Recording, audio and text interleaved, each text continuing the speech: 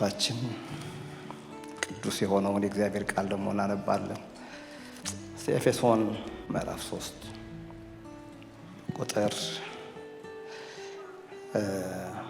14 ጀምሮ ነው የማነባው። ባለፈው ሳምንት ታስታውሳላችሁ የተካፈልነው የእግዚአብሔር ቃል ስለ ምስጋና ነበር እና እግዚአብሔር ሕይወታችን ሊቀይረው የሚችለው አንዱ ወደ ምስጋና ሕይወት ስንገባ ነው በሚል አይተናል። ምስጋና ሕይወት እና ችግሮቹ ሁሉ ይኖራሉ፣ አይጠፉም፣ ይመጣሉ፣ ይሄዳሉ።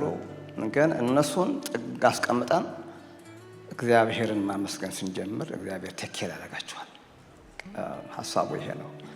መጽሐፍ ቅዱስ የሚል ዝም ብለን ስናመሰግን እግዚአብሔር አምላክ ነገሮቻችን ራሱ በራሱ ይቀይረዋል። በጠላት ተከበው እሱን ተውና ዝም ብላችሁ አመስግኑ ሲላቸው እግዚአብሔር እናያለን።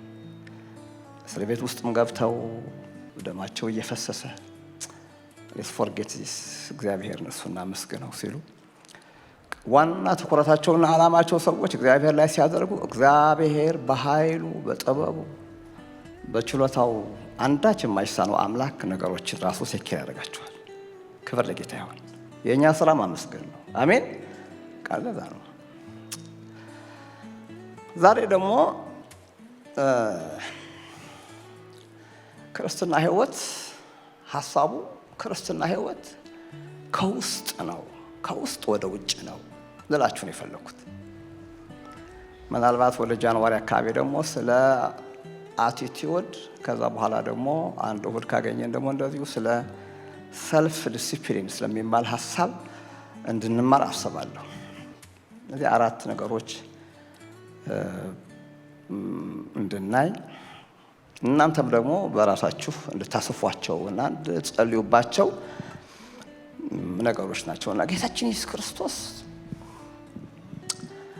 3 ዓመት ተኩል የነበረው የትምህርት ቢዝነስ ደቀ መዛሙርቱ ከውስጣቸው እንዲለወጡ ነበር። መቀነዛ ነው። ከጠራቸው በኋላ ውስጣቸው እንዲለወጥ ከውስጥ የሚወጣ ነገር በቃ ምድርን እንዲሸፍን በሕይወታቸው በውስጣቸው የሕይወት ምንጭ ማፍለቅ ነበር ስራው። ጌታ የተባረከ ይሁን እና ከውስጥ ነው ክርስትና። ካሰብነው የውስጣችን ያለው ነገር ይወስነዋል። አስተሳሰባችን፣ አካሄዳችን፣ ንግግራችን፣ እርምጃችን፣ ስጦታችን፣ ኤቭሪቲንግ ውሳኔዎቻችን፣ ራሱ የንግግራችን ፍሬ ሁሉ የሚቀየረው ውስጥ ባለው ነገር ነው። ውስጣችን ክርስትና ከውጭ አይደለም ጀምረው፣ ውጫው አይደለም ራሱ። እንዲያውም ክርስቶስ ራሱ የውጫዊ ነገር ላይ አላተኮረም። ውጫዊ ነገር ደግሞ ሲኮንን ነው የምታዩት። ቼክ እንድናደርግ ይፈልጋል። ውስጣችን ወደ ውስጣችን እንድናይ እግዚአብሔር ይፈልጋል እና የማነብላችሁ እዚህ ላይ ነው። ኤሪያው ይሄ ነው። ውስጣችን የክርስትናችን ልኩ ውስጣችን ስለሆነ የማንነታችን ጣዕሙ ከውስጥ ነው። ከውስጥ በሚሆን ነገር ነው። ከላይ የሚደረግ ነገር አይደለም። መፍጹም አይደለም። ሰው ማደግም ካለበት የሚያድገው ከውስጥ ነው የሚጀምረው እግዚአብሔር ቃል እንደሚያስተምረን። ስለዚህ ምንድን ነው የሚለው እዚህ ላይ? ስለዚህም ምክንያት በሰማይና በምድር ያለ አባትነት ሁሉ ከሚሰየምበት ከአብ ፊት እንበረከካለሁ። ለምን ዛሬ ብቻውን ይንበረከካል? ለምን ጳውሎስ ብቻ ይንበረከካል? ዛሬ ሁላችንም በዚህ ጉዳይ ላይ እንድንበረከክ ያስፈልጋል። ክብር ለጌታ ይሁን። የሚንበረከክበት በጣም የጠለቀ ጉዳይ ስለሆነ እኔ እንበረከካለሁ። ግን ሁላችንም በዚህ ርዕስ ላይ ብንንበረከክ ደግሞ በጣም ትልቅ ነገር ይሆናል ነው የሚለን። ምንድን ነው እሱ? በመንፈሱ በውስጥ ሰውነታችሁ በኃይል እንድትጠነክሩ እውላችሁ በውስጠኛው ማንነታችሁ ይሄ በውስጥ ጠናው ልቦናችሁ ብዙ ነገር ከሚያስበው ብዙ ነገር አስቦ ከሚያደርገው ማንነታችሁ ነው ይላል የሚጀምረው ጸሎቱ። በመንፈሱ ኃይል በውስጥ ሰውነታችሁ በኃይል እንድትጠነክሩ ክርስቶስን በልባችሁ እንዲኖር በእምነት እንዲኖር እንደ ክብሩ ባለጠግነት መጠን ይሰጣችሁ ዘንድ ወይም ይስጣችሁ በዘመን ዘመን የሚደመድመው እንደገና ደግሞ የእናንተ ስርና መሰረት በፍቅር ይጸና ዘንድ ይላል። ራሱ ትንሽ ኮመንት ባደርግበት ነው። ፍቅር ራሱ ፍቅራችሁም ራሱ ስር አለው መሰረት አለው። የአንዳንዶቻችሁ ምን ያህል ዲፕ እንደሄደ እኔ አላውቅም ነው የሚለው። ፍቅር ግን በጣም በጣም በጣም ስር መስደድ የሚችል ነገር ነው ይላል። አንዳንዶቻችን አንድ ስልክ ካልመለሰ አንድ ሰው ዞር ምንም አናየው። አሁን ይሄ ሻለው አይደለም፣ በጣም ይሄ ስር የሌለው ፍቅር ነው። 20 ዓመት አብሮ ኖሮ 50 ዓመት አብሮ ኖሮ ሲበላ ሲጠጣ አብሮ ሲጓዝ ምናምን ከርሞ የሆነች ነገር መቋቋም የማይችል ፍቅር። ይሄ ፍቅር እኮ አልነበረም። ዝሮም በቃ የሆነ አንዳንዱ ፌክ ነው። የሆነች ነገር ሰዎች ካሉን የሆነ ነገር ካላየንባቸው በጣም መታገስ የማይችል ስር የሌለው መሰረት የሌለው ፍሬንድሺፕ። ይህ ከውስጥ አይደለም። ክርስትናውም ለጌታም ለሰውም ለጓደኛም አገልግሎትም ላይ አካባቢ ያለው ነገር ስር በሰደደ አይነት አይደለም። እንበረከካለሁ። ክርስቶስ እኮ how much do you love me ጴጥሮስ ጋር መጥቶ ትወደኛለህ ወይ ማለት የኔና ያንተ ነገር ስር ሰዷል ወይ? ስር የሰደደ ነገር ነው ወይ? እስከምን ድረስ ነው? እስከምን ድረስ ይሄዳል? እኔ በቃ የእያንዳንዳችን ያለን ፍቅር ስር ያለው እንዲሆን እመኛለሁ። አሜን አሜን። እንደዚህ ቃል መሰረት የያዘ ነገር አይሻልም? አልከዳህም። እኔ ነው ማትርዋት I will be with you የሚል no matter what የሚል አይነት ሪሌሽንሺፕ በቅዱሳን በአማኞች መካከል ከሌለ ዝም ብሎ ነው። በምን ተጣላችሁ? በምን ተገናኛችሁ? ምንም ኩርፍርፍርፍርፍ ያለቅ የለውማ።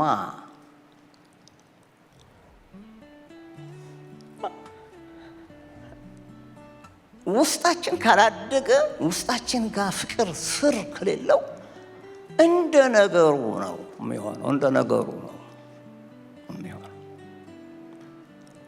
ብዙ ተደረገለት፣ ብዙ ይወዳል፣ ብዙ ይወዳል፣ ብዙ ይወዳል። ትወደኛለህ ወይ?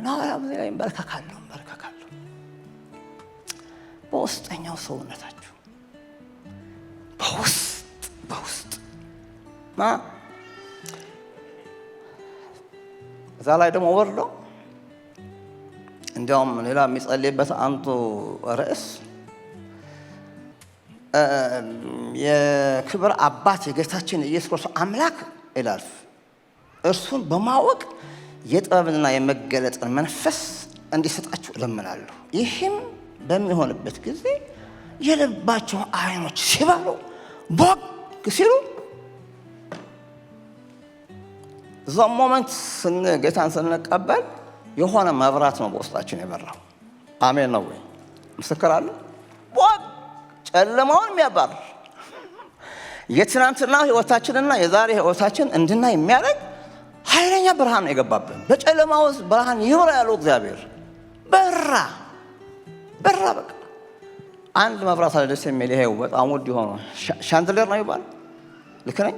ፕሮናንሴሽኑ አልችልበትም። ሻንድሌር ነው ይባላል። የሆነ የቸርች ካቴድራል ላይ እንደሱ ነው እኮ ግጥም ያደርጋል። አይናችሁ ጠርቶ መስማታችሁ ጠርቶ እርምጃችሁ አጥርቶ ቦግ የሆነ መብራት ክከቱ እየቆየች አንዳንድ ያለች ስትጠፋ አንዳንድ ያለች ስትጠፋ ጨለም ይላል። በቃ እኔ እለምናለሁ አለ ሁሌ በቃ ቢጠፋ እንኳን በሌላ ቢተካ እንኳን የእግዚአብሔር መንፈስ እንደገና እንዲተክልላችሁ አምፖል እንዲቀየሩላችሁ አምፖል የውስጣችሁ በደንብ እንዲበራ እለምናለሁ። የእግዚአብሔር መንፈስ በአማኞች መካከል የሚፈልገውና የሚሻው ወገኖች የውስጠኛው ብርሃን ሁል ጊዜ እንደበራ እንዲኖር ነው። ክብር ለጌታ ይሁን። ከጨለማው የሚወጣ ንግግር፣ ከጨለማው የሚወጣ አስተሳሰብ፣ ከጨለማው የሚወጣ ነገር እንዴት መሰላችሁ ነገሮቻችን የሚያበላቸው። ስለዚህም አንታክትም ይላል በሌላ ስፍራ ደግሞ። ነገር ግን የውጭ ሰውነታችን ቢጠፋ እንኳን የውስጡ ሰውነታችን የውስጡ ውስጠኛው እንዳይታመም፣ ውስጠኛው እንዳይጨለምበት፣ ውስጠኛው እለት ዴይሊ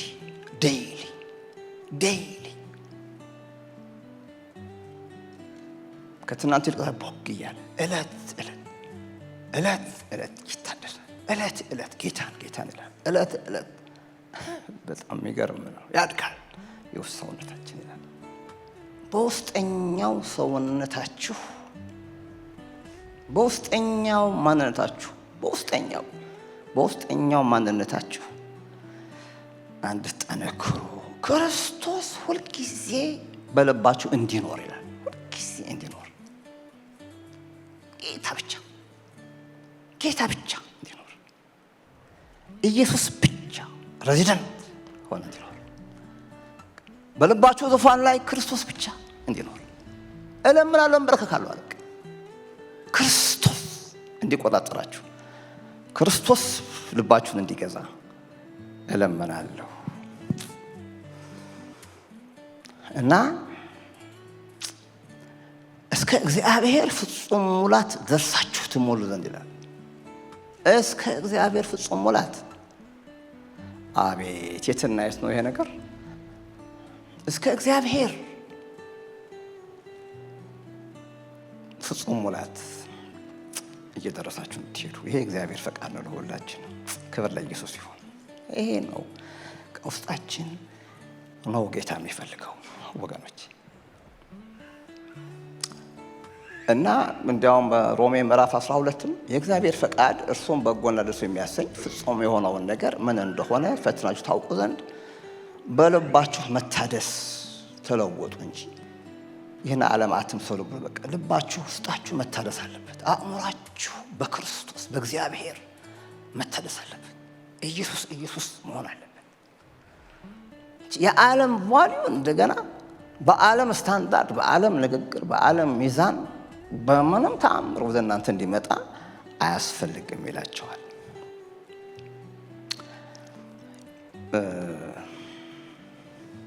የሰው ልብ ተፈጥሯዊና ሃይማኖታዊ ሁኔታ ስትመለከቱ ሰው ማለት በጣም በቃ ማለት አእምሯችንና ልባችንን ሊቆጣጠር የሚፈልግ በጣም ብዙ ነገር ነው። በዓለም በጣም ብዙ ነገር ነው እና ስንፈጠርም ጀምሮ ያለው ሁኔታ ትመለከታላችሁ። ጌታም ደግሞ ከሚያስተምረው አንዳንድ ነገር ስንመለከት ለምሳሌ ዘፍጥረት 6 ቁጥር 5 ላይ ገና ዘፍጥረት 6ኛው ምዕራፍ ላይ ምን ይላል? እግዚአብሔርም የሰውን ክፋት በምድር ላይ እንደበዛ የልቡ አሳብ ምኞትም ሁል ጊዜ ሰው ሲባል ነው የሚለው እግዚአብሔር። ሰው ሲባል ስንባል የልቡም ሐሳብ ምኞትም ኢንክሊኔሽኑ ሁል ጊዜ ፈጽሞ ክፉ እንደሆነ አየ ይላል እግዚአብሔር ራሱ። አያችሁ ኢንክሊኔሽን ነው። እንግሊዝኛውም አለች፣ እንግሊዝኛውም ደስ ትላለች። ይሄ የልቡ ሐሳብ ምኞቱ ኢንክሊኔሽን ነው የሚለውን ነገር ያሳየናል። እዛ ላይ በቃ ገና በ6ኛው ምዕራፍ ነው እኮ የሚናገረው እንዴት አይነት ሰዎች እንደሆነን ያሳየናል። ሰው ማለት ከባድ ነው። ውስጣችን ለዚህ ነው ብርሃን ይግባ፣ መንፈስ ቅዱስ ይግባ፣ ቦግ የሚያደርግ አይናችን ሁሉ የሚያበራ፣ አስተሳሰባችን ሁሉ የሚቀድስ የእግዚአብሔር መንፈስ በሕይወታችን ይሰራል። በእኛ እንደሚሰራው ኃይል መጠን ከምንለምነው ወይም ከምናስበው ሁሉ ይልቅ እጅግ አብልጦ ሊያደርግ የሚችል እግዚአብሔር አለ። እግዚአብሔር የተባረከ ይሁን እና the Lord saw the wickedness of man was great in the earth ይላል and that every intention of the thoughts of his heart was only evil continually. The intention of the thoughts of his heart የሚገርም ነው። እንግዲኛው በጣም ያብራራዋል። ወደ ኤርምያስም መጽሐፍ ወደ ትንቢተ ኤርምያስም ስትመለከቱ ምዕራፍ 17 ቁጥር 9 የሰው ልብ ከሁሉ ይልቅ ተንኮለኛ እጅግም ክፉ ነውና ማንስ ያውቀዋል? እኔ እግዚአብሔር ለሰው ሁሉ እንደ መንገዱ እንደ ሥራው ፍሬ ሰጥ ዘንድ ልብን እመረምራለሁ ኩላሊትንም እፈትናለሁ ይላል። የሰው ልብ ማለት ከባድ ነው ይላል። ግን እግዚአብሔር ሃሌሉያ ልባችን ጋር ነው ጉዳዩ። አሜን ነው። እግዚአብሔር ተባረከ ይሁን። በጣም ወሳኝ ነገር ነው ልባችንን የኔም የናንተም ለዛ ነው የሚፈልገው ጌታ። ማቴዎስ ወንጌል ምዕራፍ 15 ቁጥር 10 ላይ ሕዝቡም ጠርቶ ስሙ አስተውሉም አላቸው ይላል። ስሙ አስተውሉ። ሰውን የሚያረክሰው ወደ አፍ የሚገባ አይደለም፣ ከአፍ የሚወጣው ግን ሰውን የሚያረክሰው ይህ ነው አላቸው። ወደ አፍ የሚገባ ሁሉ ወደ ሆድ አልፎ ወደ እዳሪ እንዲጠላ አትመለከቱም? በቃ አትሊስት እንደዚህ ማለት ይቻላል ነው የሚላቸው።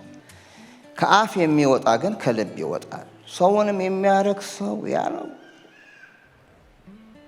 ከልብ። እግዚአብሔር ልባችን ይፈውስልን። እሱም ነው ደግሞ የሚፈልገው የእግዚአብሔር መንፈስ። በቃ እግዚአብሔር ደስ እንድናሰኘው ሁለንተናችን በብርሃን የተሞላ እንዲሆን ልባችንን መዳሰስ እግዚአብሔር ይፈልጋል። ሰውን የሚያረክሰው ያ ነው ከልብ ክፉ ሐሳብ ይላል። ክፉ ሐሳብ፣ መግደል፣ ምንዝርነት፣ ዝሙት፣ መስረቅ፣ በውሸት መመስከር፣ ስድብ ይወጣልና ሰውን የሚያረክሰው ያ ነው እንጂ ባልታጠበ እጅ መብላትስ ሰውን አያረክሰውም ብሎ ጌታ የተናገረ ማለት ነው። ውጭና ውስጥ እነዚህ ሰዎች በቃ መንፈሳዊ ሆነው ነው እኮ መንፈሳዊ እንደሆነ አይነት ሰው መጥተው ምንድን ነው የሚሉት? እንዴት ነው ደቀ መዛሙርት እጃቸው ሳይታጠብ የሚበሉት? በጣም ነው ይሉታል። ኢየሱስ በልባችን ሲኖር ነው የምንታጠበው። አሜን። አይደለም ውጫዊ ነገር አይደለም። በቃ አይደለም ሃይማኖት አይደለም። በቃ ሃይማኖት አይደለም። በአብ ፊት እንበረከካለሁ እኔ ኢየሱስ ክርስቶስ እንዳለ በልባችሁ እንዲቀመጥ፣ ኢየሱስ በልባችሁ እንዲኖር፣ የእግዚአብሔር መንፈስ ውስጣችሁ እንዲያጠነክር፣ የእግዚአብሔር ፍቅር ደግሞ በደንብ ስርና መሰረት ይዞ እንዲሄድ ወደ እግዚአብሔር ፍጹም ሙላት። ታጠበ ምናምን ይከራከራሉ፣ ከጌታ ጋር ይከራከሩ። ልብ ያለውን ነገር ቁጭ አድርገው ነው ሰዎች እና ጌታ ኢየሱስ ክርስቶስ ይነግራቸዋል። እንዲያውም ምንድን ነው አንዱ ትምህርቱ ለደቀ መዛሙርቱ የሚያስተምራቸው ማቴዎስ ምዕራፍ 16 ቁጥር 6 ላይ ስታዩ የሚያስተምረው ሲሪየስ የሆነ ትምህርት ነው የሚያስተምረው ጌታና ማቴዎስ 16 ቁጥር 6 ላይ ኢየሱስም ከፈሪሳውያንና ከሰዱቃውያን እርሾ ተጠንቀቁ እና ተጠበቁ አላቸው ይላል ጌታችን ኢየሱስ ክርስቶስ። አያችሁ፣ ከፈሪሳውያንና ከሰዱቃውያን እኔም እናንተ ሁላችን ደቀ መዛሙርቱ በጣም ነው የጠበቃቸው። ወደ እነዛ ካህናት ነን የሚሉ ሰዱቃውያን ከሚሉት እነዚህ ፈሪሳውያን ከሚሉ ሰዎች ጋር እንዳይገናኙ፣ እሱም ከነሱ ጋር ምንም በጣም ከባድ ሰዎች ናቸው እነዚህ ሰዎች። እና እናንተ ደግሞ እርሻዋ እንዳታገኛችሁ፣ ትንሿ ነገር እንኳን በሕይወታችሁ ውስጥ እንዳትቀመጥ ይላል ጌታ ሲያስተምር። እና በአስተሳሰባቸው በጸሎታቸው ብታዩ በቃ እና በሚያደርጉት ነገር ሁሉ የተለዩ እንዲሆኑ ነው የሚፈልገው የጌታ ደቀ መዛሙርት። ስትጸልዩም እንደዛ እንዳትጸልዩ እሺ። በቃ እንደሱ አይደለም። አዲስ ኪዳን የልብ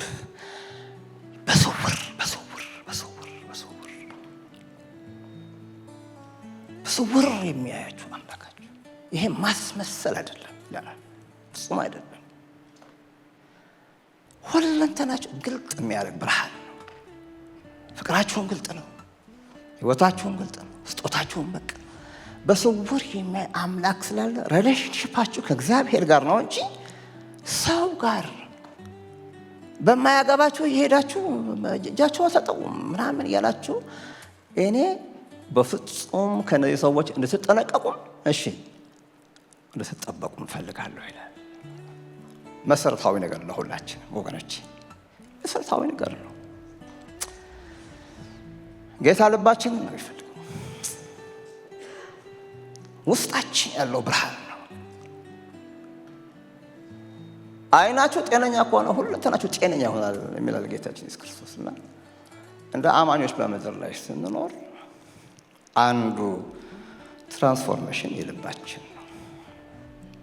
እንዲያውም ይሄንን ማቴዎስ ወንጌል ምዕራፍ 23 እንዳለ መጽሐፉ ብታነቡት ምን አይነት ሰዎች እንደሆኑ ተጠንቀቋቸው። በምንም አይነት እርሾ ማለት ትንሽ ነገር ናት። ትንሿ ነገር እንኳን ካለች ተጠንቀቋት። እሷን በጣም ነው መታበላሸው ነው የሚለው እና ማቴዎስ 23 ላይ ብታወጣልን ቀጥሎ ያለው የሚገርም ነገር ይናገራል። ሰው እውነተኛ ከሆነ ለእግዚአብሔር እውነተኛ ይሁን። አሜን አሜን በሉ እስቲ ሃሌሉያ። ጌታ ይሄንን አስተምሯል። አያችሁ፣ ይሄ የሚያዘለላችሁ ላይሆን ይችላል፣ ግን ይሄንን ነው ነው ዋናው ይልና ማቴዎስ ምዕራፍ 23 ሲናገር እናንተስ እውር መሪዎች ይላቸዋል፣ ትንኝን የምታጠሩ ምን አይነት ሰዎች እንደሆኑ እንድታዩ ትንሽ ትንኝን የምታጠሩ ግመልንም የምትውጡ ናችሁ ይላቸው። ምንድነው ስራቸው መስላችሁ? በሰው ላይ ያለችው ትንኝ ትንሽ ናት፣ አላትታይም ትችላለች። እንደውም አንዳንዴ ስንሮጥ እዚህ ሜዳ ላይ ወይ ባይክም ስንላ ትገባለች እኮ አትገድልም። ግን አትገድልም፣ ጥልቅ ስላለች በቃ አንዱ እንዲያውም ሊያወጣ ሞከረና እየሞከረ እያለ ሌላ ደግሞ ግብት አለችበት። አይ በቃ ይህችንን ባርክልኝ ምንም አያመጣም። በቃ በሰው ላይ ያለውን ትንሽ ነገር ያጋንናሉ ሰዎቹ። በራሳቸው ላይ ያለው ገመል ግን አይታያቸው። ምን አይነት ሃይማኖት ነው ይሄ? አያችሁ፣ ትንኝና ገመል እስቲ ኮምፔር አሉ። አንዳንድ ሰው ሁሉ ነገር የሚተቸታው በቃ ምንም ማያልፍ ትንኝ፣ በእነሱ ውስጥ ግን ግመል የሚያክል ነገር አለ። ግመል የተዛባ ህይወት ነው ይሄ። ሰው ለሰው ብሎ ሲሰማ ምናምን ይሄ የተሰበከው ምናምን የምንልበት ሁኔታ ማለት ነው። ይሄ እኮ ነው እርሾ ማለት ነው። እና እንደዚህ አይነት ኖ ብርሃን የበራላችሁ እናንተ ተጠንቀቁ ከነዚህ አይነት ምናምን ይላል። እና እናንተ ብሎ አድረስ እያደረጋቸው ነው እያስተማራቸው። በውስጡ ቅሚያና ስስት ሞልቶ ሳለ የጽዋውን የወጭቱን ውጭ ነው የሚያጥቡት። ልብሳቸውን ነው የሚያጥቡት፣ አለባበሳቸውን የሚያጥቡት። ጽዋውን የወጭቱን ውጫዊው በረድ ድስት ምግብ ስትሰሩ አሁን እንዲያው በእውነት ከተቻለ ያው ሁለቱንም ያስፈልጋል። ግን አይቻለም ከተባለ ምረጡ። ውጭ ይታጠብ ትባሉ ምንድን ነው የምትሉት? ኦብቪየስ ነው ይሄ አይደል? እንደዚህ ነው ጌታ ይሄንን ትምህርት ለእኛም ኖ የውጭው አይደለም፣ ውጭውን ሳይሆን ውስጡን ነው። ውጭውን ጥሩ እንዲሆን አለ ጌታችን ኢየሱስ ክርስቶስ አስቀድመህ ይላል። ፕራዮሪቲ ነምበር 1 ፕራዮሪቲ መስጠት ያለባችሁ የጽዋውንና የወጭቱን ውስጡን ነው ይላል። ውስጡን አጥሩት ይላቸዋል። ለዚህ ዳዊት ሰርች ሚ እግዚአብሔር ሆይ መርምረኝ ፈትነኝ የሚለው ኖ ኖ ኖ ኖ ኖ የእግዚአብሔር ሚዛን የተለየ ስለሆነ ነው። ደቀ መዛሙርቱ እነ ጳውሎስ እነ ጴጥሮስ በቃ ይሄ በደንብ አድርጎ ስላስተማራቸው የሚያስተምሯቸው አብያተ ክርስቲያናት ሁሉ አሁን ኤፌሶን የጻፈው ጴጥሮስም ደግሞ ለተሰደዱት የጻፈው መጽሐፍ ብትመለከቱ ክርስቲያን የውስጥ ሰው ነው ይላል። እግዚአብሔር የተባረከ ይሁን እና ያለ የጨመረ ጌታ እናንተ ማንበብ ትችላላችሁ።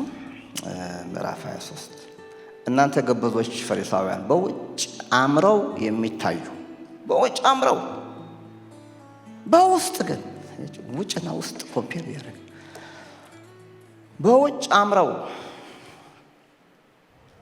የሚታዩ በውስጥ ግን የሙታን አጥንት ርኩሰትን ሁሉ የተሞሉ በኖራ ወይም በእብነ በረድ የተሰሩ ወይም የተለሰኑ መቃብሮች ስለምትመስሉ ወዮላችሁ አለ ጌታ።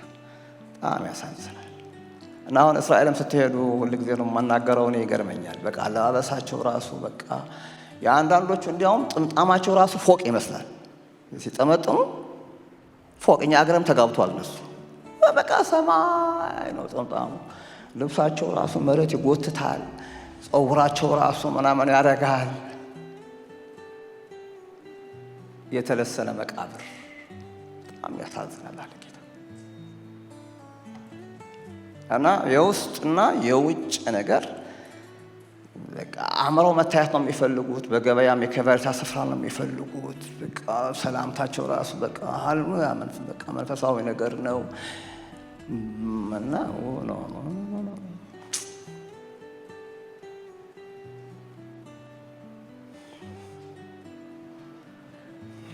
አሁን ለውጠኝ የሚጸሎት እንኳን እየቀረ አይደለም። ለውጠኝ የሚለውንም እየተወነ መሰለኝ እኮ ሁላችን። ግን እንደዚህ አይደለም ይላል። በውጭ ሳይሆን ክርስትና የውስጥ ነገር ነው እና ምን ይላችኋል? ቁጥር 28 ላይ እንዲሁ እናንተ ደግሞ በውጭ ለሰው እንደ ጻድቃን ትታያላችሁ፣ በውስጣችሁ ግን ግብዝነትና አመፅን ተሞልቶባችኋል። ሳትኖሩ እንደምትኖሩ ትመስላላችሁ። በአፋችሁ አካባቢ ያለው ንግግራችሁ በቃ ምናምን ይለናል። ሁላችንም እንማርበት ነው። ደቀ መዛሙርቱ ያስተማረው ይሄንን ነው። ሉቃስ ወንጌል ምዕራፍ 11:39 ልብ በሉ አስተውሉ ብሎ ነው ጌታ የሚናገረው። ጌታም እንዲህ አለው፣ አሁን እናንተ ፈሪሳውያን የጽዋውንና የወጭቱን ውጭ ተጠራላችሁ፣ ውስጣችሁ ግን ቅሚያና ክፋት ሞልቶበታል። ነገር ግን በውስጥ ያለውን ምጽዋት አድርጋችሁ ስጡ። እንዴት የሚገርም ነገር ነው! እነሆም ሁሉ ንጹሕ ይሆንላችኋል። ውስጣችሁን ንጹሕ አድርጋችሁ ስጡ። ምጽዋት ለጌታ ውስጣችሁን ምጽዋት አድርጋችሁ ስጡ፣ ሁሉም ነገር ንጹሕ ይሆንላቸዋል ብሎ ያስተምራቸዋል። ዮሐንስ ወንጌል እሱ ሲነካን ጌታ ሲነካን ጌታ ሕይወታችንን ሲነካ ዮሐንስ ወንጌል ምዕራፍ 7:17 ላይ ከበዓሉም በታላቁ በኋላኛው ቀን ኢየሱስ ቆሞ ማንም የተጠማ ቢኖር ወደ እኔ ይምጣና ይጠጣ፣ በእኔ የሚያምን በእውነት በእኔ የሚያምን መጽሐፍ እንዳለ የሕይወት ውሃ ወንዝ ከሆዱ ይፈልቃል። አሜን። አይዟችሁ ስሬ ሳትሆኑ አሜን በሉ እስቲ።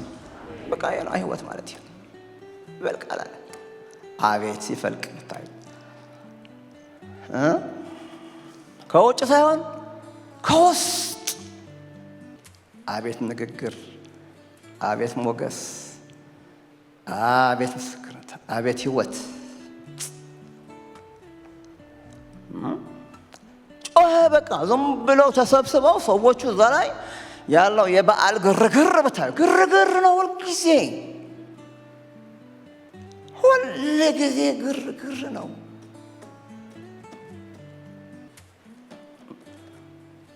ልባቸው ግን ከኔ የራቀ ነው እያለ ነው ጌታ የሚናገራቸው የነበረው። እና ጮኸ ይላል ጌታ በኃይለኛ ጩኸት። ብዙ ሕዝብ ስላለ በቃ ከትልቅ በዓል ስለሆነ በሰባተኛው ቀን ላይ ነው፣ መጨረሻው ላይ ነው የመጣውና ኢየሱስ ክርስቶስ የሚሰብከው ስብከት በእኔ የሚያምን መጽሐፍ እንደሚል የሕይወት ውሃ ወንዝ ከሆዱ ይፈልቃል ብሎ ጮኸ ይላል። ያፍልቅልን ጌታ። አረ ሕይወት ነው የሚሻለው። ሕይወት በቃ ሕይወት ላይፍ ጊቨርስ ነው። በቃ ላይፍ የሚሰጥ ነው የእግዚአብሔር ወንዝ። በቃ እንደዛ ነው። በሕይወት የተሞላ ነው። ሕይወትን ነው የምንሰጠው።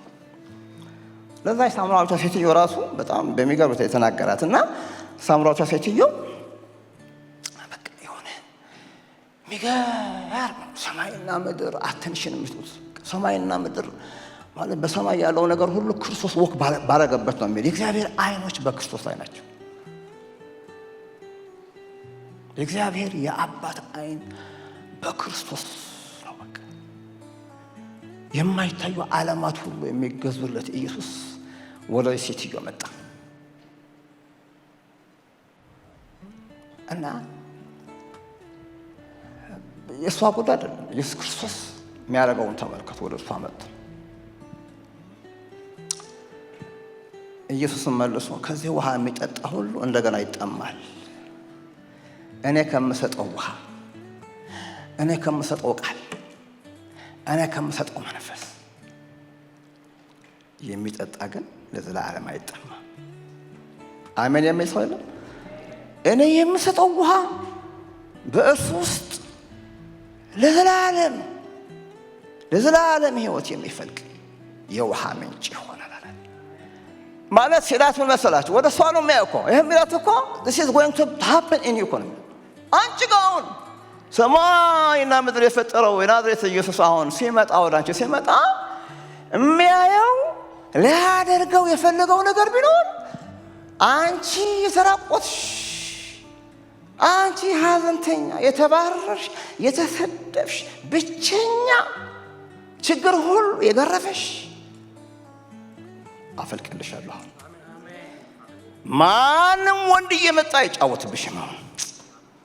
ከማንም ገንዘብ እየተቀበለሽ ይሄ ህይወት አይደለም። አሁን የምትኖሪው ኑሮ አንቺ ህይወት ነው። ይሄ ህይወት ነው። የደረቀ ህይወት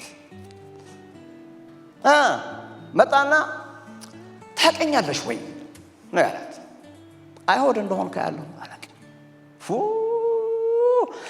ብታውቂኝ አሁን ህይወትሽ ይቀየር ነበር አላት። አቤት አቤት አቤት! አሁን ምን አንቺ ፊት ማን አንቺ ጋር እንደመጣ ይሄ ብታውቂ ይዞት የመጣውን ስጦታ ፓኬጁን ተሸክሞት የመጣውን ነገር ፈልጎ ፊትሽ ላይ የቆመው ማን እንደሆነ ሃሌሉያ ሃሌሉያ ሃሌሉያ ሃሌሉያ ኢየሱስ ብታውቂ አሁን የጸሎት ህይወትሽን በአጠቃላይ ይለወጥ ነበር አላት። በቃ ፍላጎትሽ፣ ልመናሽ፣ ጸሎትሽ ፍለቅ ነበር የምትይው። ፍለቅ አንተ ምንጭ ሆይ ፍለቅ ነበር የምትይው። ብታውቂ አንተ ከማን ትበልጣለህ? አንተ አለችው። ከማን ትበልጣለህ? በዚህ ዓለም ካለ ነገር ከማን ትበልጣለህ አንተ? አቤት አቤት! ጌታ ኢየሱስ ክርስቶስ ስሙ የተባረከ ይሁን። ከአባታችን ጋር ያመጣጣል። አይ ውሃ ጠጭኝ የሚልሽ ማን እንደሆነ ብታውቂ የህይወት ውሃ ምንጭ ይሰጥሽ ነበር አለ። የዘላለም መቼም ደግ አይደለችም ልጅቷ እኮ ያልፈለጓታል እኮ። እግዚአብሔር የፈለጋቸው ሰዎች እኮ ያስታውቃሉ። ስብከት አይንቁም እኮ ወገኖቼ። በጣም ነው እኮ ሲሰሙም በደንብ ነው የሚሰሙት፣ በደንብ ነው የምትሰማው። እና በቃ ተገርማለች። በቃ ኮንቨርሴሽን ውስጥ ገብቷ እንዲህ ምንድን ነው ማን ነው ትላለች። በቃ አይ የህይወት ውሃ ምንጭ እኮ ነው የሚፈልቅልሽ። ምን ጉድ ነው! አይ ከዚህ የሚጠጣ እንደገና አይጠማም። በቃ እንደገና ምንም ነገር አለቀ። ጥያቄ ሁሉ አከተመ። ክብር ለጌታ ይሁን። ይፈልቃል። ጴንጤ ትሆኛለሽ፣ አማኝ ትሆኛለሽ፣ መንፈስ ቅዱስ ይመጣላ፣ ውስጥሽ ይበራላ፣ ማንም አይጫወትብሽም። ከዚህ በኋላ የተለየሽ ሰው ትሆኛለሽ አላት። እንደገና እንዳልጠማ ይህንን የሚፈልቀውን ውሃ ስጠኝ አለችው። ደስ ምሰሴትሽ ስጠኝ አለችው። እንደገና እንዳልጠማ እንደገና እንዳልጠማ ስጠኝ። አይ እንግዳ ወደ ጓዳ ልግባ አላታ። አይ ይሄ ደግሞ ዝም ብሎ አይደለም የሚፈልቀው። አይ ደባል አይፈልግም ይሄ። አሁን ትንሽ ወደ ጓዳ ልግባ፣ ወደ ቤት አላው ታረጋኛለሽ፣ ልግባ ለመርምር አንዳንድ ነገር ማለት ቤት የምታስተናግጃቸው፣ ቤት የምታዩ፣ ቤት የምትሆኙን፣ ቤት ያለው ነገር የሚባለው በቀን በሌሊት የሚሰራው ሊያው አንድ ጊዜ ትከፍቻለሽ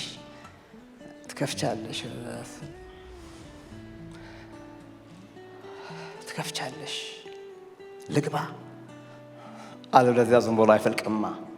ግባ አለችው። ግባ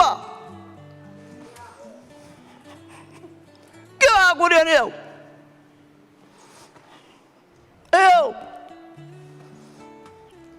ግባ የናዝሬት ኢየሱስ። ሃሌሉያ። በቃ ማለት በሃይማኖተኛ ያረጋት አልፈለገም ጌታ። እሺ በፍጹም እንደዛ አይነት የሆነ ፌክ ህይወት እንድትኖር ስላልፈለገ ኖ መግባት እፈልጋለሁ ወደ ውስጥ፣ ወደ ተግባርሽ፣ ወደዛ መግባት እፈልጋለሁ። ወደ ቤት፣ ወደ ጓዳ፣ ወደ ልብህ ጓዳ ምናምን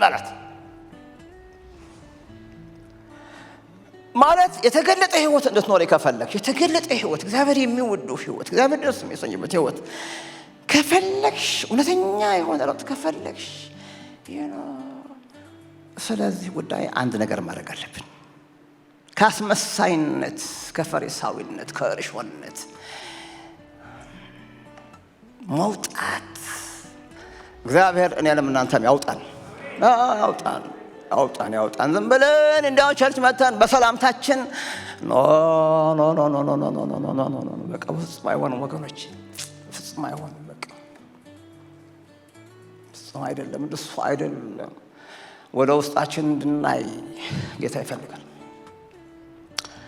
አስገባችሁ በቃ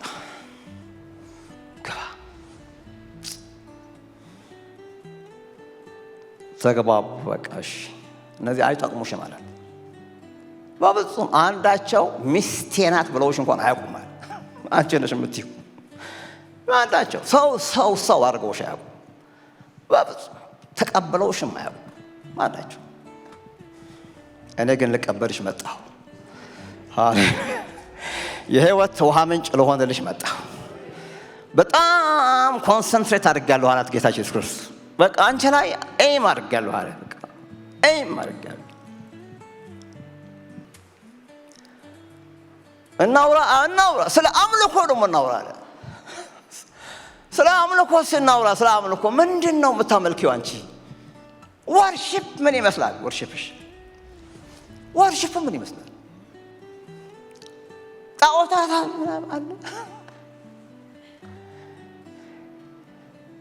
ምንድን ነው አምልኮሽ? ምን ይመስላል? ልንገርሽ፣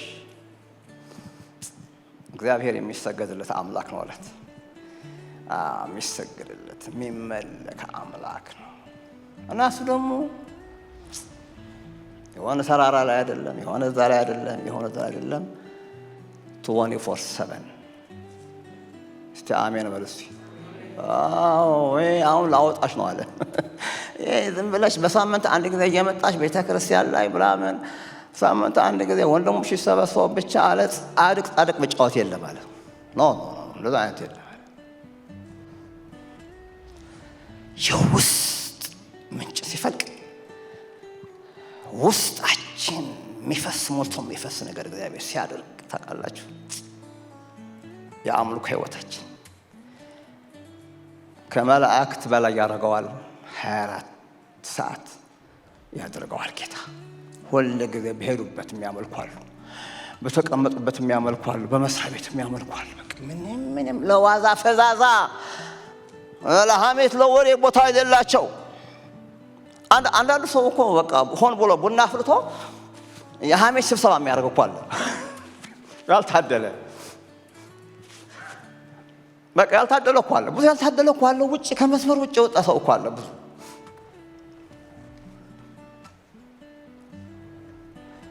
ስለ ጌታ ሳይሆን በቃ አጥስቶ ሰው ነው በቃ። ገመሉንም እንትኗንም በቃ የሚያይ አይን አለ። በቃ ጌታን የሚያይ ነገር የለማ የለም። ሴትዮዋ ይሄን እየነገራት በራሪ የሚል አያት ቅዱስ አመል ታውቃላችሁ። ይህንን ስራ ሰብረሽ ይህንን ስራ ምን አባቱ ባዩ ይላታል። በቃ ውስጧ የሚነደው ኑሪለት ይሻልሻል ከሱ ጋር ሁኚ ጌታ ይሻል የሚል ስራውን ቁጭ አርገሽ አራግፈሽ በራሪ አቤት ጌታ ኢየሱስ እየገባ ጓዳውን ቀይሮ አሁን ወደ አምልኮ ህይወቷ ሲመጣ ምናምን ሲያደርግ በቃ ሊፈልቅ ሆነ ነገሩ። ሊፈልቅ ሆነ ደረሰ። ትንሽ ይሰማታል ውስጧ ላይ የሆነ ዋዝ ቆፈራታቸዋል የሆነ ያሳያል። ትንሽ በኋላ ፈንደት ብሎ ይወጣል። ትንሽ ቀረ አሁን ይፈነዳ እንዳለ ልጅ ዋጋ ሳሜር ባሉ በቃ ጌታ እኮ ሲያነጋግረን ጌታ እኮ ሲመጣ ብቻችን ሲያገኘን በእውነት በቃ እኮ የተለየ ነገር እኮ ነው የሚያደርገው ጌታ። ሃሌሉያ! የሆነ እኮ ነው የሚቆፍረው እኮ የሆነ ነገር ሊያወጣ በቃ ለሰው ሁሉ የሚሆን ለሰው ሁሉ የሚተርፍ ጌታ ኢየሱስ እንዲያው እና ምንም ልታረግ አልቻለችም። በቃ ምንም ተሳልቻለች። ቋጭ አርካስራው እየበረረች ፈነዳ። ለሰማርያ ሕዝብ የሚበቃ ውሃ ተገኘ። አሁን ተገኘ። እሷ ውስጥ የሕይወት ውሃ ተገኘ። ለሰማርያ ሁሉ፣ ለሰማርያ ሕዝብ፣ ለዴንቨር ሕዝብ፣ ለኢትዮጵያ ሕዝብ፣ ለሰፈር፣ ለመንደር፣ ለሁሉም ለነጩም ለጥቁርም የሚሆን ውሃ ፈነዳ። አሁን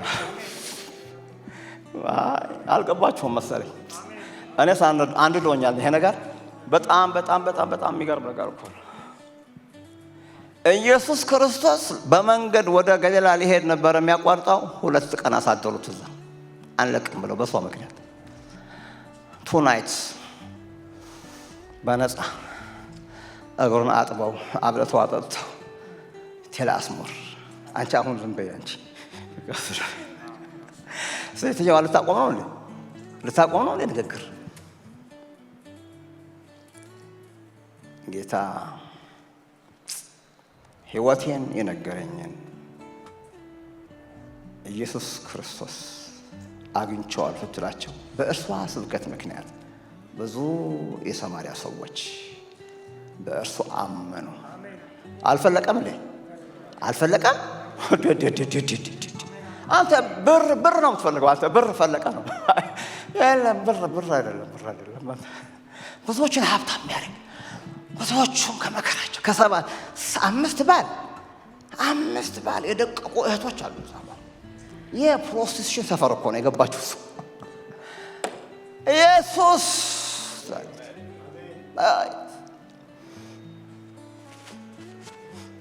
የሕይወት ውሃ ምንጭ ከሆዱ ይፈልቃል ለዘላለም የሚሆን ከውስጥ ነው ክርስትና።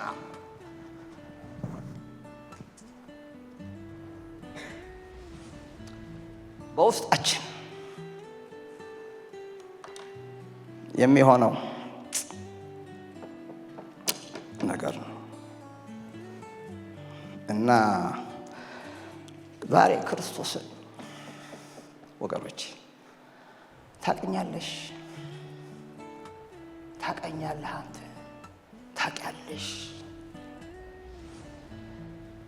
ውሃ አጠጣኝ አገልግለኝ የሚልህ እና የእግዚአብሔር ስጦታ ታውቃላችሁ። አረ ቸርች የሰው አታረጉት። ይሄ እምነት የሰው እምነት አይደለም። ይሄ እምነት ሰው ሰራሽ አይደለም፣ በፍጹም አይደለም። የሰው ኢንቨንሽን አይደለም። የኢየሱስ ክርስቶስ ዲቫይን ሕይወት ነው። በሰውነታችሁ በኃይል እንድትጠነክሩ ኢየሱስ ክርስቶስ እንዳለ በልባችሁ እንዲኖር ሁሉን በሚችል አምላክ ፊት ይህን ሳታዩ እንዳትሞቱ እንበረከካለሁ። ተንበረከክን። ሁላችን ከተንበረከክን በቃ መልካም ይሆናል። ታውቃላችሁ ሰፈርን የሚለውጥ ነገር እኮ ነው በፊትዬ ውስጥ ያለ ሕይወት። በቃ ሰፈሯ መንደሯም ሁሉ ተቀየረ። እንዲህ ያሉ አማኞች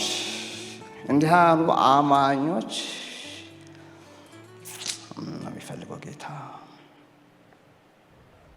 እና አንድ ሰውዬ በዚህ ዓለም ኑሮ እንቅፋትን እንዳይሆንብን ወደ ሙላቱ እንዳንደርስ በቃ አንዳንድ አስተሳሰቦች አሉ። በቃ እኛም የዓለም ቫልዩ የዓለም አስተሳሰብ የሰው ቋንቋ ምናምን ነገር እናደርጋለን እና የእግዚአብሔር ብሌሲንግ እንዳናይ የሚከለክሉ ሁሉ ጊዜ ባለበት ሄድ እንድንሆን የሚያደርጉን ነገሮች አሉ። ሉቃስ ምዕራፍ 12 ያ ሰውዬ ሁሌ ነው በቃ የሚገርመኝ። ሰውዬ ነፍሴ ሆይ ይላል። ሌላ ምንም አገልግሎት የለው፣ ቸርች የለው፣ ምንም ሪስፖንሲብል በእግዚአብሔር መንግስት ውስጥ ድርሻ የሌለው ሰው ምንም። ነፍሴ ለብዙ ዘመን የሚቀር ብዙ በረከት አለሽ፣ እረፊ ጠጪ ይላል። በቃ ይህን እያወራን ለቀን ወገኖች፣ ይህን እያወራን እንለቅ። በቃ ጠጪ ደስ ይበልሽ ምናምን ይላል። እላታለሁ ይላል። ደግሞ ከእግዚአብሔር ጋርም አይነጋገርም። በራሱ ነው በራሱ የሚያወራ ሰው አለ። አንድ ጊዜ ጸሎት ላይ እግዚአብሔር ላይ እንኳን እንዲህ አድርግልኝ ሳይባል ዝም ብሎ በቃ እኔ ራሴ እላታለሁ ራሴ።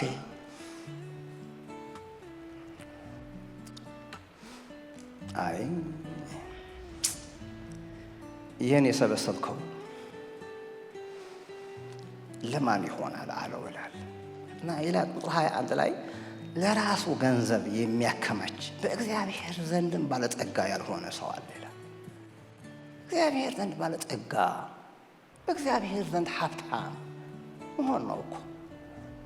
አያችሁ፣ ለራሱ ዝም ብሎ ቆጥብ ደሃም ብታይ አታረግ፣ ቸርችንን በቃ ምናምን የሆነ ነገር በመጣ ቁጥር ደግሞ ቸርች እንዲህ አለች እያሉ ዝም ብሎ የቆጥብ መንፈስ። ቆጥብ እንጀራ ማለት ይሄ ጋብሮቭ የሚባል ታውቃላችሁ? ኢትዮጵያ ጋብሮቭ የሚባል ነበርና እንትን ምንድን ነው አሉ፣ ይሄ ሩዝ ራይስ ሲቀቅሉ ቆጥረው ነው አሉ። አንድ ፍሬ ሁለት ፍሬ ትርፍርፍ ያለ ነገር የማያውቁ ሁሌ ቆጥብ። እግዚአብሔር ቢቆጥብባችሁስ? እናንተ ስትቆጥቡ ቸር አልሆንም ስትሉ እናንተ እግዚአብሔር ቢቆጥብባችሁስ? አሜን። ህይወት እኮ ያለው በቁጠባችሁ እኮ አትኖሩም። ሰው በቁጠባ አይኖርም። እኔ ምስክር ነኝ። የሆነ ነገር በመጣ ትሸሻላችሁ። 10 ብር መከራችሁን ታያላችሁ። ክርስትና የጀነሮሲቲ እምነት ነው። የህይወት ውሃ ምንጭ ነው። ዓለም የሚባረከው እስቲ አሜን በሉ። እንግዲህ ካልተስማማችሁ ምን እንግዲህ ምን ላድርግ? ግን በቃ እንደሱ አይደለም። እንዳም ቆጥብም አይደለም ኢንቨስት አድርግ እንኳን ይሻል ነበር። ግን ቆጥብ ምናምን አድርጋችሁ ከሰው ተለይታችሁ ከእግዚአብሔር ተለይታችሁ በቃ ዝም ብሎ ላይፍለስ የሙት ባህር ሁሉ ለእኔ በራሴ እኮ ጌታ እኮ ምንም ያስተማረው ይሄ እንደዚህ ነው አለ እንደዚህ ሰውዬ እንዳትሆኑ። ሐና ራሷ እንዲያውም ሐና የምትባል እህታችን በጣም ወዳት ቀንዷ የሆነ እግዚአብሔር አምቶ ቀንድ ግጥም አደረገላት። በቃ ነፃ ሲያወጣት ማንም እንዳይናገራት የሆነ ቀንድ ኃይለኛ ቀንድ አምቶ እግዚአብሔር ግንባሯ ላይ ያደረገላት። ምን አለ? ቀንዴ ደግሞ የሚያድግ ነው ቀንዱ። ቀንዴ ምን አለች? እስቲ ጴንጤዎች ንገሩኛ አለች። በቃ እዚህ ናት። ከዛ ከስድብ ከውርደት ከዛ ግልምጫ ምናምን አድኖ እግዚአብሔር የሆነ ሆርን ግጥም ማርቆስ የተከለላት። ቀንዴ ከፍ ከፍ አለ፣ ቀንዴ ከፍ ከፍ አለ፣ አፌም ፕሮፌሳይ ይሏታል እዛ አካባቢ ያሉ ሰዎች። ፕሮፌሳይ ይሄ በጣም አሪፍ ነገር፣ ተናገሪ ተናገሪ ፕሮፌሳይ ይሏታል ሰዎች። አሜን ነው ግርምሽ። ሃሌሉያ ፕሮፌሳይ ይሏታል። በቃ እቺ በቃ ትንታግ እኮ ናት። በቃ የሚገርም እኮ ነው። በጣም ታሽታ በጣም ላይ እግዚአብሔር መቼም ቸር አምላክ አይደለም። በማህፀኗ ልጅ በግንባሯ ደግሞ ቀንድ አምርቆ ሁለቱ አብጠዋል። በዚህም ወፍራለች፣ በዚህ ላይ ደግሞ ኃይለኛ ቀንድ አድርጎ እግዚአብሔር ምትለውን ስሙ።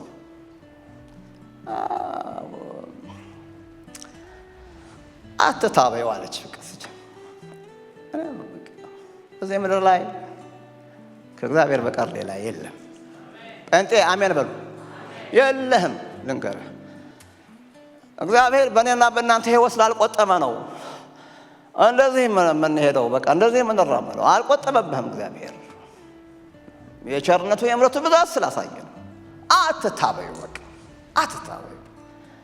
እሺ በኩራትም አትናገሩ። እግዚአብሔር አዋቂ ነው። እግዚአብሔርም ስራውን የሚመዝን ነው አለች። ከአፋችሁ የኩራት ነገር አይውጣለች። እሺ እርሱ አለች የኃያላንን ቀስት ሰብሯል። ኃያል የሚባል ነገር የለም። እግዚአብሔር ሰበረው። ደካሞችንም በኃይል ታጥቀዋል። እግዚአብሔር እኮ የሚያደርገው እኮ ነው። አሁን ዛሬ ደካማ የምንመስል ሰዎች ይኸው እግዚአብሔር ነው መድኃኒቱ። በኃይል ታጥቀዋል አለች። ጠግበው የነበሩ እንጀራ አጡ፣ ተርበው የነበሩ ከራብ አርፈዋል። መካኒቱ 7 ወለደች ይላል። ብዙም የወለደችው ደክማለች አለች። እግዚአብሔር አለች። አሁን ዛ ተመልከት። ይሄ ነው የኔና የእናንተ ሄሪቴጅ። ይሄ ነው የኔ ባይብል የሚያስተምረኝ ይህንን ነው።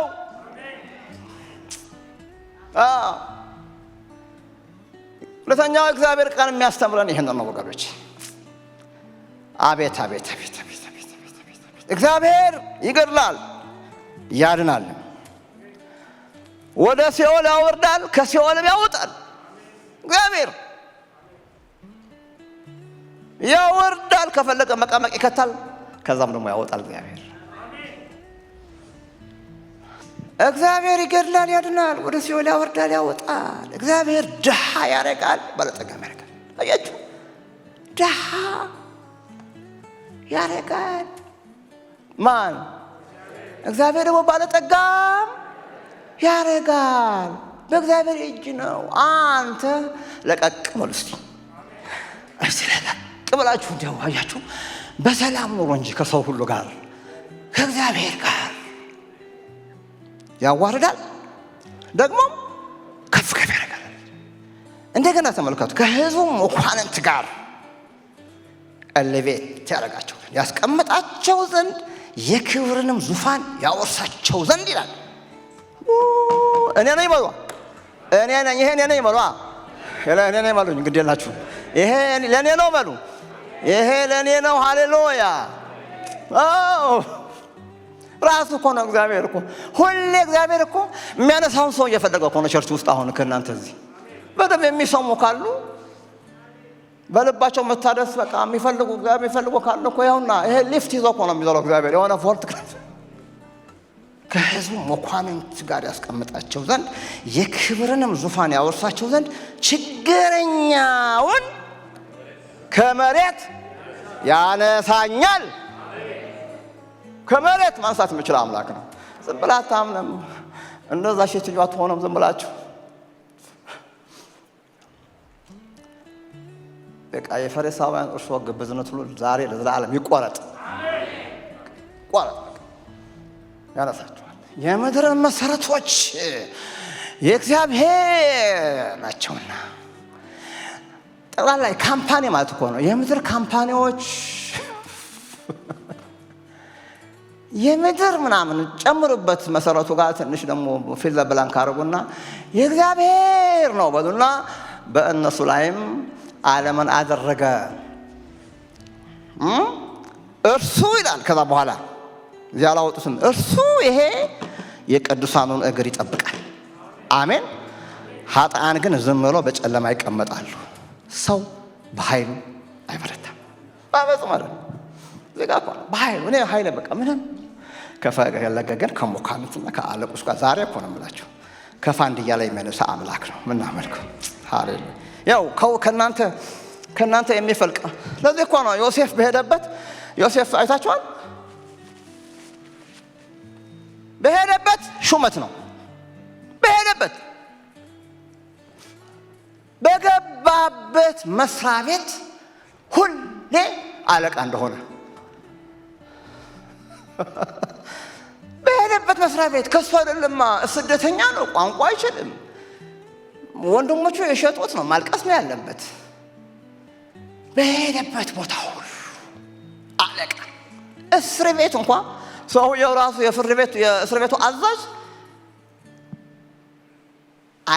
ምንም አያስበለ። እስረኛ ጠፋ በሙሉ እግዚአብሔር ገዝቶለት እስረኞቹ ሁሉ አቤት ይሉታል። አለቃ አርጎት እግዚአብሔር በእስረኞች ፊት። ከዛ በኋላ ተራ በተራ ይሄ ወጠምሻ እንትን አለ ማሳጅ ይሰጡታል ዮሴፍ። እንደኔ ከታያችሁ አሜን ትላላችሁ፣ ትስቃላችሁ። ይሄ ምድር እስረኛ በሙሉ የሰር ይላል ዮሴፍ ባለው የሰር ምን እግሩን ልጠብልዎት ይላል፣ ካልሲውን ልጠብልዎት ይላል። የእግዚአብሔር ፌቨር ይሄንን ያደርጋል። በሄደበት ቦታ ሁሉ አለቃ ያደርጋል። የእግዚአብሔር ጽድቅ አለቃ ያደርጋል። የእግዚአብሔር ፍርድ አለቃ ያደርጋል። የሕይወት ውሃ ምንጭ ከሆዳችን ሲፈልቅ አለቃ ያደርጋል። ክብር ለጌታ ይሁን። ሰው በኃይሉ ዝም ብለህ አገልግል እባክህ። እኔ የምላችሁ ዝም ብላችሁ አገልግሉ ወገኖቼ፣ እባካችሁ ከእግዚአብሔር ስሙ። አሜን። ከእግዚአብሔር መስማት ይሆንላችሁ። ልጨርስና ምንድን ነው ታዲያ ምን እንሆን? እንዲያ በቻም ጴጥሮስ ስለ እህቶቻችን ሲናገር ችንም አላስቀርም። እህቶቻችን አሁን ሲለብሱ ያምረባቸዋል አይደል? አሁን አገር ልብስ አንዳንዴ ለበሱ ስትባሉ ሁላችንም እየተጠጋን ወርቅ ደግሞ እዚህ ጋር ስታረጉ ምናምን ፎቶ ነው ብቻ ፎቶ ደስ ትላላችሁ። በእውነት ውበት በእህቶች ይገለጣል። እኔ አሁን እዚህ ጉትቻ ወርቅ የምናደርገኛ ወንድሞች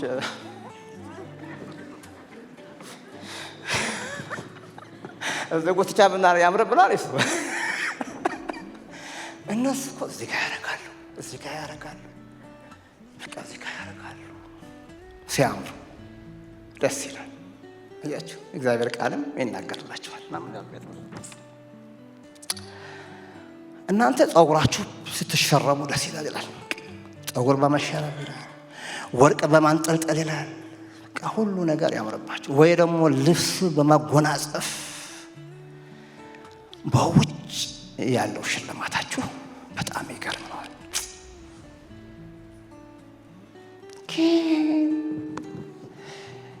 ወደ እውነተኛው ህይወት ዝም ብላችሁ ደግሞ ይህን ሁሉ ለብሳችሁ እኮ ከነ ችግራችሁ ቁጭ ልትሉ ትችላላችሁ። ይህን ሁሉ አድርጋችሁ እኮ ልባችሁ እኮ ወርቅ ላይሆን ይችላል። አያችሁ ምን ይላል? ይሄ የውጭ ነው ይላል። ይሄ የውጭ ነው ይላል። በውጭ የሆነ ሽልማት አይሆንላችሁ ይላል። የውጭ ነው። እኔ የምፈልገው ግን ውስጣችሁ ነው እህቶቼ ይላችኋል። እኔ ግን የምፈልገው ውስጣችሁ ነው እህቶቼ፣ እንባችሁ እንዲታበስ። ሃሌሉያ። ጌታ በውስጣችሁ እንዲኖር፣ በውስጥ እምነታችሁ በመንፈስ ልትጠነክሩ፣ ወደ እግዚአብሔር ሙላት እንድትደርሱ፣ ለብዙዎች በረከት እንድትሆኑ ነው። እሺ ነገር ግን አለ በእግዚአብሔር ፊት ዋጋው እጅግ የከበረ በእግዚአብሔር ፊት ዋጋው እጅግ የከበረ። ይሄ ዱባይ ሞል አይገኝም፣ ፓሪስ አይገኝም፣ ሚላኖ አይገኝም፣ የትም አይገዛም። መንፈስ ቅዱስ ጋር ያለ አያችሁ። የለም የትም ሞል ፕራዳ ምናምን አይገኝም። ምን ነው እናንተ ሱቆቻችሁ አይገኝም። እግዚአብሔር ሜድ ኢን እግዚአብሔር ነው። በእግዚአብሔር ፊት የከበረ። ይሄ እኮ ለሴቶች ለወንዶችም ጭምር እኮ ነው። በእግዚአብሔር ፊት ዋጋው እጅግ የከበረ የዋህና ዝግተኛ መንፈስ ያለውን የማይጠፋውን ልብስ ለብሶ የተሰወረ የልብ ሰው የተሰወረ ሰው ይሆንላችሁ። አሜን በሉ። ሃሌሉያ። ይሄ ወደዚህ ወደ ተሰወረ ሰው በእግዚአብሔር እጅግ የከበረውን መንፈስ ቅዱስ ቻንደሌር የሚባሉ መብራት ያቦገለ በቃ አንድ ሳጠፋ ቦገለ ውስጣችሁ ጋር እጃችሁ ትጭናላችሁ። ሃሌሉያ። ሰዎች ይነካሉ። ሃሌሉያ። ያደረኩትን ሁሉ የነገረኝ ስላላችሁ አሕዛብ ይሰማሉ፣ አምላካቸውን ያከብራሉ። እግዚአብሔር የተባረከ ይሁን። እና በቃ ለውጥ የሚመጣው በመንፈስ ቅዱስ ነው። ሰው ራሱን መቀየር አይችልም። ሰው በራሱ አይበረታም ነው የሚለን። መለወጥ የምንችለው በቃሉ ነው። እኛ በኮሙኒኬሽን ስንማር ሰው ፓሲቭ የሚሰማ አለ፣ ፓሲቭ ሊስነር አለ፣ አክቲቭ ሊስነር አለ። በኮሙኒኬሽን አክቲቭ ሊስነር አለ፣ ፓሲቭ ሊስነር ማለት ስብከት የሚያጣጥም የለም፣ ስብከት ቀማሽ ታውቃላችሁ። ዛሬ እንዴት ነበር ምናምን ስብከት የሚቀምሱ ሰዎች አሉ። እናንተ አታውቁ፣ ሰባኪዎች ነው የምናውቀው። እናንተ አታውቁት። በቃ ዝም ብሎ በቃ አይደለም ለትችት በቃ እና እየመረጡ ነው የሚሰሙት። እየመረጡ ሁሉም አይፈልጉትም። የዋህነት የላቸውም። በእግዚአብሔር ፊት መሆናቸውን ይረሳሉ። በቃ ጃስ ሰባኪውን ነው የሚያዩት ምናምን። እነዚህ ፓሲቭ ይላቸዋል እግዚአብሔር ቃል። አክቲቭ ነው ይባላሉ። አሜን አሜን አሜን አሜን አሜን አሜን አሜን። ውስጣቸው ራሱ አሜን አሜን አሜን አሜን አሜን አሜን ለኔ ነው ለኔ ነው ለኔ ነው ይላል። አድርግልኝ አድርግልኝ ስጥልኝ ይላል። ናን ስቶፕ። እግዚአብሔር ከመስማት አያቋርጥም። ቃሉ ይለውጣል፣ መንፈሱ ይቀይራል። ክብር ለጌታ ይሁን። እሱ ራሱ ይሰራናል። እኛም ራሳችን መስራት አንችልም። በረከካለሁ ደግሞ ትሰራለች። በአፌት ምን ሆናለሁ አለ በረከካለሁ። ይህ እንዲሆንልኝ እግዚአብሔር ፊት እንበረከካለሁ። ወደዚህ ህይወት ወደማያቋርጠው ጀረት ወደዛ ወንዝ ለመድረስ እንበረከካለሁ። ቅዱስ አምላካችን ሆይ እናመሰግናለን። ክብር ሁሉ ላንተ ይሁን። የናዝሬቱ ኢየሱስ ዛሬም የተወደድክ ነህ። እንወድሃለን፣ እናከብረሃለን፣ ከፍ እናደርግሃለን።